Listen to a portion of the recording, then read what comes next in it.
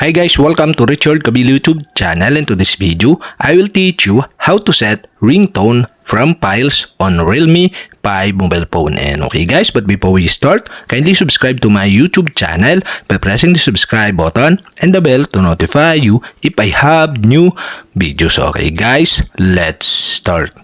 So okay guys, here in your Realme 5 mobile phone, you'll have to do is go to settings.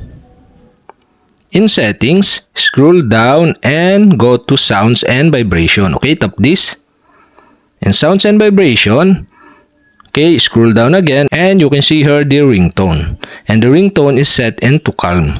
So you can change this, okay, by tap the ringtone. And now here in ringtone, so you can see here the custom and you can see the select from files.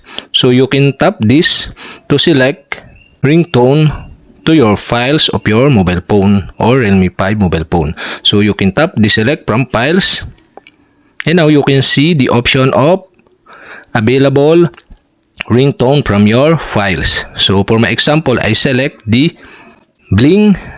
Okay, you can tap the sounds or ringtone available to your files. So I select the bling, and after you select, okay, go back. And okay guys, so the ringtone or custom ringtone is set into bling. So you can go back again to see the ringtone is set into bling.